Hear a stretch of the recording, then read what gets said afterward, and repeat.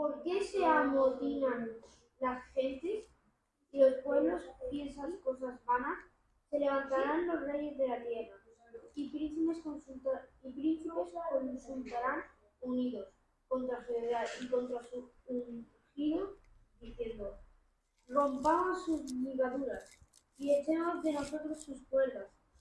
La burla del Señor. El que mora en los cielos se reirá. El Señor se burla de ellos. Luego hablará a ellos en sus furores y los turbará con su ira. Pero yo he puesto mi rey sobre Sión, mi santo monte. Yo publicaré el decreto.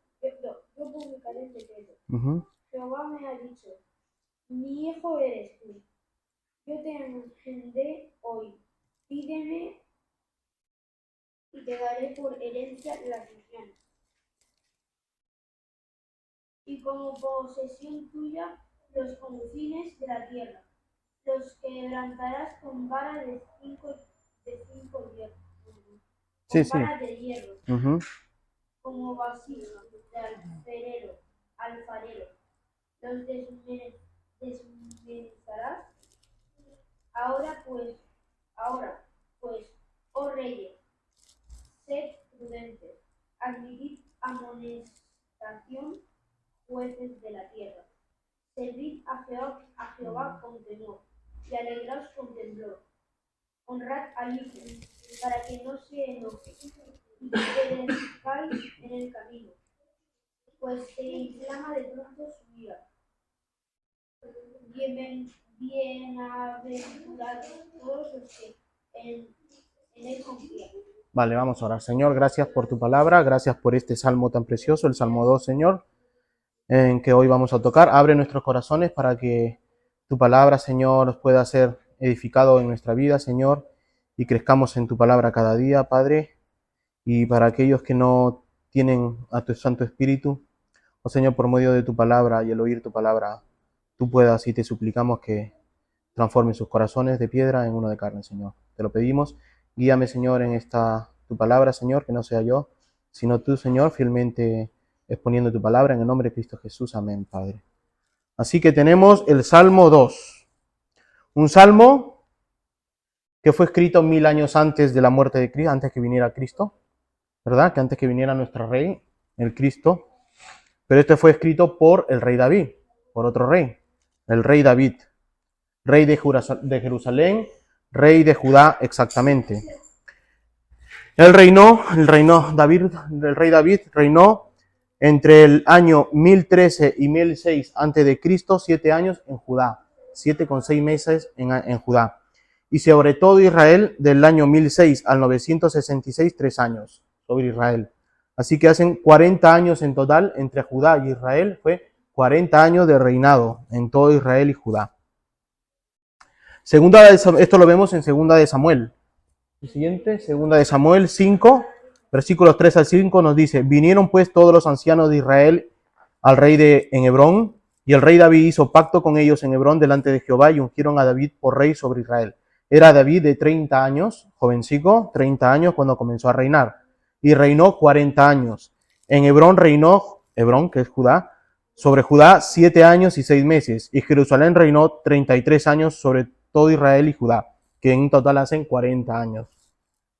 Así que tenemos un salmo antiguo, un salmo profético, 1000 años antes que se sucedieran las cosas.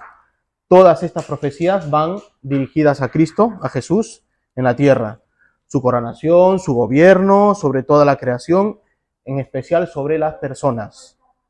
Sean reyes, sean jueces, sean gobiernos, sean autoridades, en cada una de las personas. Este salmo de David empieza con una interrogante, ya lo han visto. Así que antes de empezar, este salmo se divide en 4 encabezados. El primero y el último habla de las autoridades. El primero y el último son 12. Así que el 1, 2, el 3, ¿verdad? El primero y los últimos 3 hablan sobre las personas, sobre las autoridades, los gobiernos, los reyes, ¿verdad? Todo aquel que tiene autoridad sobre la tierra. Entonces, la primera explica sobre la naturaleza de cada uno, su rebeldía del ser humano, y en la última advierte sobre el Hijo, cómo debe ser nuestro corazón hacia Él. En los dos intermedios habla del Padre y del Hijo. En el segundo encabezado toca el tema de cómo Dios, que sería a partir del 4, el Padre poderoso y actitud sobre los rebeldes. El penúltimo y tercer encabezado habla de cómo se decretó a Dios y se levantó al Hijo como Rey de Reyes y su gobierno sobre toda la creación. Así que para empezar vamos a ir al primer encabezado, a la rebelión contra Dios. Rebelión contra Dios. Dijimos que empezaba con un interrogante. ¿La interrogante cuál es en el Salmo 2? ¿Por qué se amotinan las gentes? Dice. ¿Y los pueblos piensan cosas vanas? Siguiente, Elisa. ¿Por qué se amotinan las gentes? Y los pueblos piensan cosas vanas. El rey David está escribiendo, inspirado por el Espíritu Santo, y le lleva a esta pregunta al rey David, a cuestionarse a pesar de que es rey sobre todo Israel. Él es rey, pero llega a cuestionarse esta pregunta: ¿por qué se amotinan las gentes? Pueblos piensan cosas vanas. Así que, ¿por qué se amotinan las gentes? Si él es rey y está hablándose a él, es parte de esa gente. ¿Por qué se llega a interrogar, a hacer esta pregunta? ¿Por qué los pueblos, la gente se rebela? ¿Es acaso así la naturaleza humana en su interior? Y si realmente es así la naturaleza del ser humano, es porque nace en pecado. Y este pecado los inclina a causar maldad. Entre ellas, rebelarse primero a ellos mismos, se rebelan entre ellos mismos. No importa si son sus familias, sus amigos, sus compañeros de trabajo, no importa. Son rebeldes, somos rebeldes por naturaleza, somos ciudadanos y autoridades rebeldes, ya lo vemos en estos tiempos. Pero no solamente la gente se levanta contra ellos mismos, sino que se levantan contra Dios. Vemos guerras, gente contra gente, no le importa la vida humana a la gente. Ya vemos la guerra que está pasando ahora. Así que no respetan a Dios y se levantan sobre toda autoridad. En Colosenses capítulo 1, 21 dice: y a vosotros también, que erais en otro tiempo extraños y enemigos de vuestra mente, haciendo malas obras, ahora os ha reconciliado. ¿Qué dice? En vuestra mente, enemigos en vuestra mente. En Romanos capítulo 5, versículo 8 dice: mas Dios muestra su amor para con nosotros, en que siendo aún pecadores, Cristo murió por nosotros, pues mucho más, estando ya justificados en su sangre, por él seremos salvos de la ira. Porque si siendo enemigos, aquí lo vemos, siendo enemigos, fuimos reconciliados con Dios por la muerte del Hijo, mucho más, estando reconciliados, seremos salvos por su vida. Así que somos pecadores, somos enemigos, ¿verdad? Enemigos en nuestra mente. Así que, ¿por qué nos rebelamos contra Dios? ¿Por qué nos rebelamos contra Dios? Porque estamos muertos en nuestros delitos y pecados, nos dicen los versos. Es nuestra naturaleza enemiga contra Dios, inclinados a hacer el mal contra Dios y contra nosotros mismos. Así es nuestro corazón, solo pensando en vanidades y de vanidades, ¿verdad? En Eclesiastés 1 nos dice: vanidad de vanidades, dijo el predicador, vanidad de vanidades, todo es vanidad. ¿Qué provecho tiene el hombre de todo su trabajo con que se afana debajo del sol? Nuestra naturaleza pecadora nos lleva a las vanidades, a las cosas vanas. ¿Hasta dónde puede llegar nuestra separación con Dios? Que ya no tenemos ni ganas de hacer nada, no queremos hacer nada. Y lo que hacemos no es suficiente, ¿verdad? Queremos más. Unos no hacen nada y otros quieren hacer muchas cosas. Y siempre queremos hacer. Así es nuestro corazón, así es nuestro ser, inclinados al mal y en cosas vanas, dice. El Salmos capítulo 2, el versículo 2 y 3, que estamos estudiando, nos dice: se levantarán los reyes de la tierra y príncipes consultarán unidos contra Jehová y contra su ungido, diciendo: rompamos sus ligaduras y echemos de nosotros sus cuerdas. Ya hemos visto que se empieza con un interrogante en el versículo 1, ¿por qué se amotinan la gente y si los pueblos piensan cosas vanas? Y el versículo 2 y 3 nos dice: se levantarán los reyes de la tierra y los príncipes consultarán unidos contra Jehová y contra su ungido, diciendo: rompamos las ligaduras y echemos de nosotros sus cuerdas. Cuánta maldad inundada y podrida hasta en las autoridades. Se juntan contra Dios y contra Jesús, el Hijo, la segunda persona de la Trinidad. Todos ellos estudian, nos dice el verso, porque si se dan cuenta, se levantarán y príncipes se consultarán unidos. ¿Qué significa ese consultar unidos? que estudian la manera de luchar contra Dios. El verso nos está diciendo que todos aquellos que estamos en contra de Dios y enemigos, luchamos y estamos viendo la forma de luchar contra Dios. Esa es nuestra naturaleza. Todos unidos juntos, luchar contra Dios. No se unen para hacer cosas buenas, para salir adelante en las naciones, no. Más bien para ir en contra de Dios. Los pueblos caídos en pecados, las autoridades, los reyes, estudian la manera de ir contra Dios, contra el sacrificio del Hijo. ¿Acaso no lo vemos hoy en día en las Naciones Unidas, en su agenda de 2030, en sus derechos ideológicos de LGTBI? ¿No lo vemos que luchan unidos? Los versos nos dicen, estos reyes unidos, estos príncipes consultan unidos contra Jehová. Y lo vemos en las Naciones Unidas, cómo se han unido para luchar contra Dios, con estas ideologías que nos quieren meter cada día, ¿verdad? Se está cumpliendo el Salmo 2. Los príncipes consultarán unidos contra Jehová y contra su ungido. Incluso para sus ganancias, es para sus ganancias. Estas ideologías ni siquiera es para, ¿verdad?, para ir a mejor, sino para adquirir ganancias. Así que acumulan ira contra ellos. Hacer esto es acumular ira contra Dios, contra sus transgresiones. Y esto será su pago, el fuego, nos dice el verso más adelante. Así que hermano, varón, mujer, joven, no te sientas tentado de seguir estas corrientes, estas luchas. Así que te animo a que luches con tu fe contra esta gente.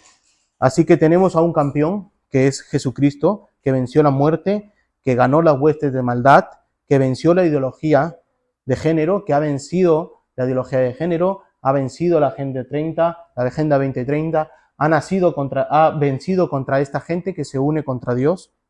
Así que, aunque en el colegio, en las escuelas, en los trabajos, en la familia, te pongan, sí, este es el día de LGTBI, este es el día de Halloween, este es todo porquería en la mente, ¿verdad? Pero tú tienes que tener claro por quién has creído, en quién has creído, ¿verdad? Que es Cristo. Así que confía en Dios y su poderosa obra en la cruz, donde venció al enemigo que tienes enfrente tuyo.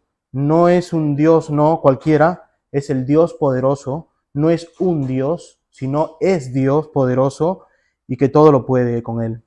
En Éxodo 15, versículo 6 nos dice, tu diestra, oh Jehová, ha sido magnificada en poder. Vemos el poder de Dios. Tu diestra, oh Jehová, ha quebrantado al enemigo. Así que en los colegios, en la escuela, en los trabajos, en la televisión, te meten porquería, tú tienes que recordar que tienes un Dios, que su diestra es poderosa y que quebranta al enemigo. El Salmo 21:11 nos dice, ¿por qué intentaron el mal contra ti? Fraguaron maquinaciones, mas no prevalecerán, pues tú los pondrás en fuga. En tus cuerdas dispondrás saetas contra sus rostros. Engrandécete, oh Jehová, en tu poder, cantaremos y alabaremos tu poderío. Así que nosotros tenemos que estar alabando a Dios porque Dios vence al enemigo. Aunque no lo veamos todavía y esta gente sigue luchando contra Dios, nosotros sabemos que tenemos a alguien que ha vencido. ¿Y quién es esta persona?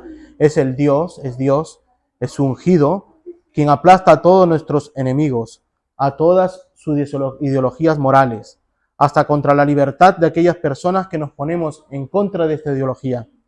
Así que si hay que sufrir al predicar y vivir el camino, lo vamos a sufrir. Vamos a sufrir por la palabra de Dios. Pues suframos, como sufrieron los antiguos padres, apóstoles y hermanos en la fe, que fueron muchos degollados, ahorcados, ¿verdad?, cortados en mitad. Ellos lucharon contra esos poderes. Nosotros hoy en día nos ha tocado luchar con otros tipos de poderes y todavía de manera más global. Estos son los enemigos de Dios. ¿Por causa de qué? Por causa del pecado, ¿verdad? Porque han nacido en el pecado y no han nacido de nuevo, y toda esta gente, nos dice el versículo, que se unen contra Dios. Esto me lleva al segundo, que es Dios Todopoderoso. El segundo encabezado, Dios Todopoderoso, porque ya han comenzado a meter primero cómo se rebelan, ahora ha comenzado a meter que a pesar de su rebelión tenemos un Dios poderoso, el verso. Así que el Salmo 2, seguimos con el Salmo 2, en el versículo 4 dice, el que mora en los cielos se reirá, el Señor se burlará de ellos. Así que vemos gente que se rebela. David se pregunta, ¿por qué se rebela la gente? Luego nos dice que es por la causa de la naturaleza y de su maldad en sus corazones, y luego nos dice que tenemos un Dios poderoso. Y dice, el que mora en los cielos se reirá, el Señor se burla de ellos. Dios es amor, dicen muchos hoy en día, Dios es amor. No han leído el Salmo 2. Dios es amor, no han leído el Salmo 2. ¿Qué dice el Salmo 2? El que mora en los cielos se reirá, se burlará. ¿Acaso tenemos un Dios bufón? No. Entonces, si no tenemos un Dios bufón, ¿qué quiere decir que se reirá y se burlará? Porque estas palabras son raras, ¿verdad? Así que tenemos que ver. Dice, las naciones y en general todo ser humano ha rechazado a Dios, al Dios Todopoderoso. Han intentado librarse, según ellos, de su yugo, ¿verdad? Las cadenas de las cuales eran esclavos de Dios, a su pensar nada más que crear libertad para ellos. Se quieren liberar de Dios, nos dice el verso, en el versículo 3, que quieren liberarse de Dios, pero no se están liberando de Dios, se están trayendo más bien más condenación. Es Dios quien nos hace libres. Mientras que los enemigos quieren luchar contra Dios y liberarse de Dios, no se dan cuenta que traen, ¿verdad?, para ellos condenación. Mas nosotros somos libres en Dios. Nosotros no queremos romper esas cadenas. Nosotros nos sentimos libres y esclavos en Cristo, ¿verdad? Porque nuestro yugo, ellos se quieren librar del yugo, y nuestro yugo está en Cristo, ¿verdad? Nos dice la palabra. Ahora Dios está sentado en su trono reinando, gobernando sobre toda la creación. Responde con una actitud que pocos se atreven a predicar, el Señor. Porque hoy en día muchas iglesias dicen, Dios es amor, Jesús es solo amor. Pero no dicen que Dios se ríe y se burla. Nos dice que Dios se ríe y se burla de sus enemigos. ¿Qué es reír? Reír es manifestar regocijo mediante determinados movimientos del rostro, acompañados frecuentemente por sacudidas del cuerpo y emisión de peculiares sonidos inarticulados. ¿Qué es burla? Acción, ademán o palabras con que se procura poner en ridículo a alguien o algo. Así que vemos que son acciones. Así que Dios no está sentado, no está viendo cómo la gente se va en contra de él y se queda tranquilo. No, él se ríe, se burla. ¿Qué quiere decir? Que va a tomar acción por esa causa. Ustedes están yendo contra mí, yo no me voy a quedar sentadico. Yo no soy un Dios que deja a la humanidad que vaya que se maten, que hagan todo y yo estoy desde lejos mirando ahí. No, Dios toma acción. Se ríe y se burla de lo que están haciendo contra el Dios Todopoderoso. Su creación en contra de Dios le dice, pues mira, ve, yo me río porque imagínate una persona mayor que tú, ves a tu hijo hacer cosas y te ríes, ¿no? No te vas a enojar, te ríes, pero aquí sí vemos un Dios que se enoja y se ríe y dice, se burla, toma acción. Así que tenemos una respuesta de Dios ante el comportamiento del ser humano en general, pero esta risa y esta burla no es de sarcasmo, ni de alegría, pero es más bien de ver a estos insignificantes humanos ante la grandeza del Dios Todopoderoso y sonreír y burlarse de sus actos, no de las personas, sino de sus actos que están cometiendo. Por no fulminarlos, por no matarlos en su juicio, el Señor se ríe, ¿verdad? Porque es fácil, yo en vez de reírme, Dios Todopoderoso se los lleva a todos en camino.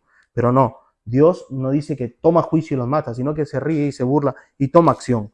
Esta acción de Dios es con mucha autoridad, el cual tiene que estar sentado en su trono, pero acto seguido de reírse y de burlarse en ellos, de estas personas insignificantes, personas, les habla con autoridad. En el Salmo capítulo 2, en el versículo que sigue, en el 5, dice, luego de reírse y de burlarse, dice, luego hablará a ellos en su furor y los turbará con su ira. ¿Se dan cuenta? Se burla, se ríe, o sea, esto quiere decir que toma acción y les dice, hablará a ellos en su furor y los turbará con su ira. Dios está enojado. Dios no está riéndose y burlándose de una forma sarcástica. No, está airado. De la risa, de la burla pasa al enojo, al furor sobre todo aquel que aborrece al Señor. En el Salmo 21, Pepe lo lee, Salmo 21, 8 y 9. ¿Está ahí?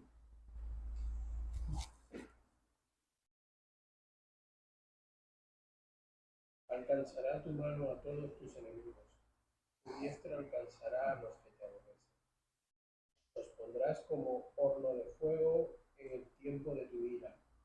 Jehová los deshará en su ira, y fuego los consumirá.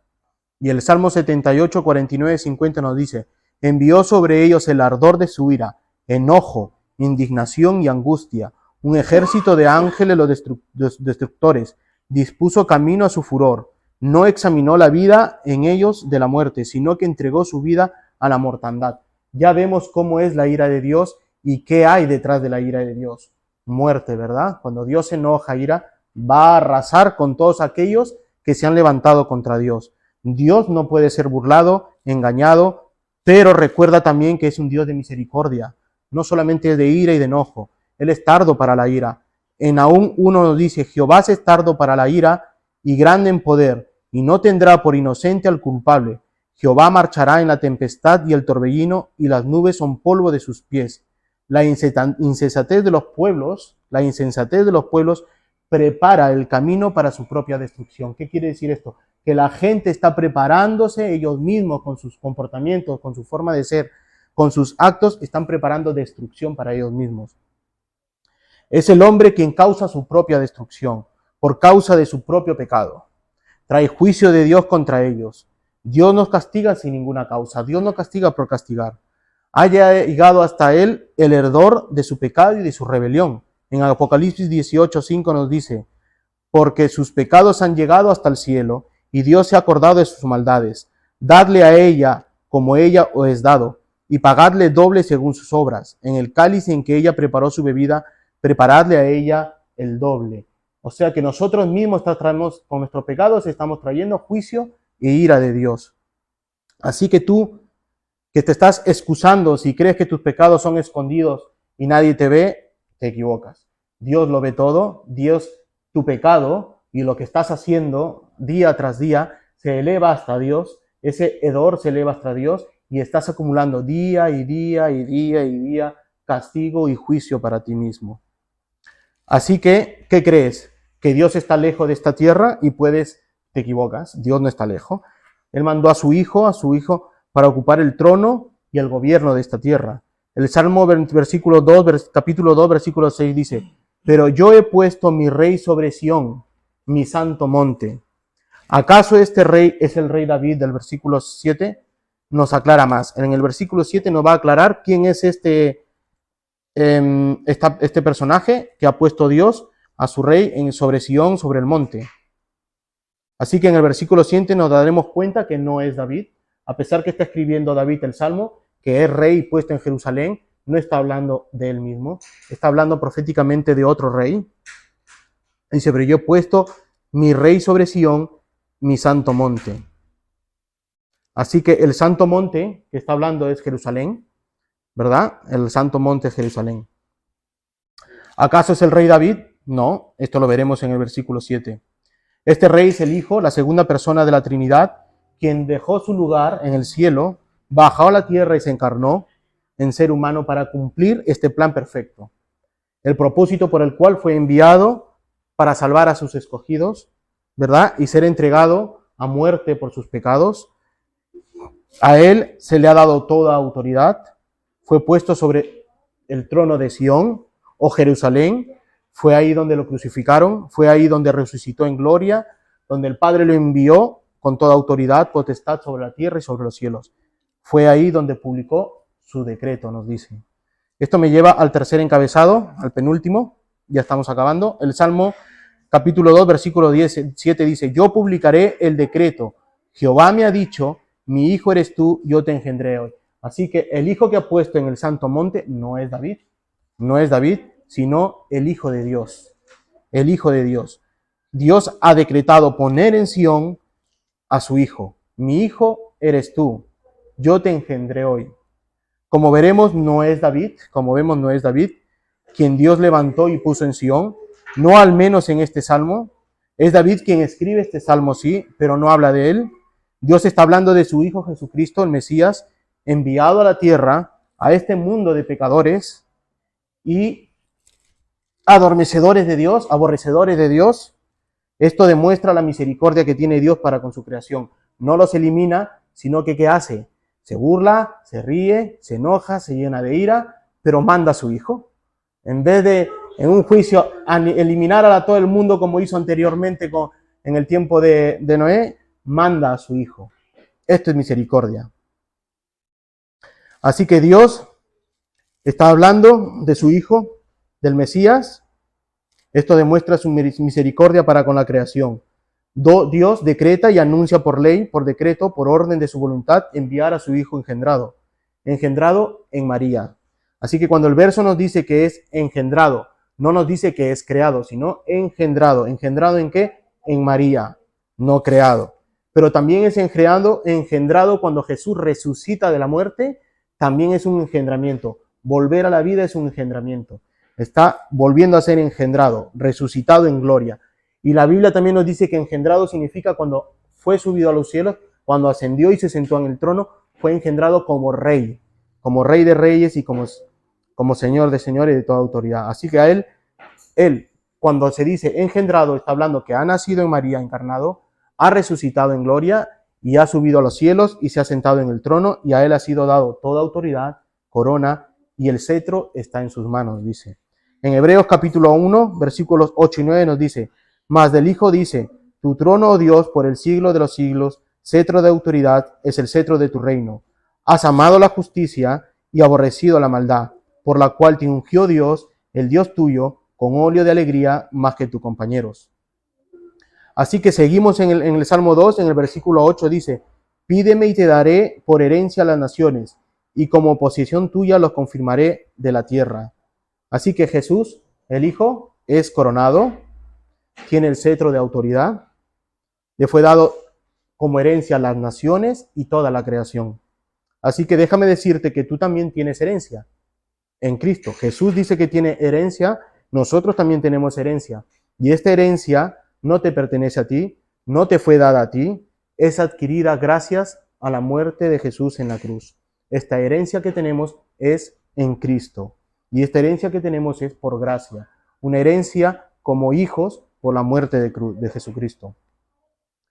Esto es maravilloso gracias que a Dios en su plan salvífico, aún no merecidos por gracia, fue dado por misericordia. Así le fue prometida al Hijo en Juan capítulo 17, versículo 9 dice, yo ruego por ellos, no ruego por el mundo, sino por los que tú me diste, porque tuyos son. Así que los que son herencia de Cristo son aquellos todos los que el Padre le ha dado.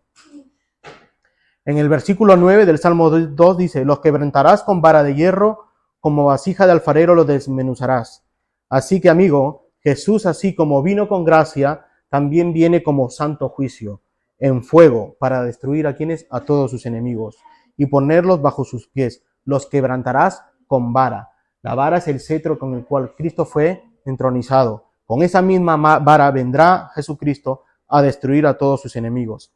En Hechos de los Apóstoles 2 dice, versículo 32 dice, a este Jesús resucitó Dios, de lo cual todos nosotros somos testigos, así que exaltado por la diestra de Dios y habiendo recibido del Padre la promesa del Espíritu Santo, ha derramado esto que vosotros veis y oís, porque David no subió a los cielos, pero él mismo dice, dije al Señor, a mi Señor, siéntate a mi diestra hasta que ponga a tus enemigos por estrados a tus pies. Ya hemos dicho Jesús que David no está hablando en el capítulo del Salmo 2 sobre él, sino sobre Jesucristo. Esto nos dice en los Hechos de los Apóstoles, capítulo 2. Esto me lleva a mi último encabezado ya para terminar. Y esto es una advertencia.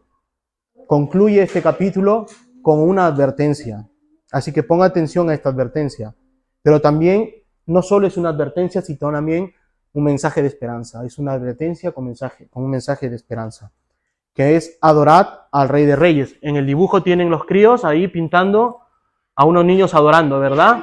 Ya, miren, ve. Ahí tienen unos niños adorando. Y es lo que debemos hacer nosotros, adorar.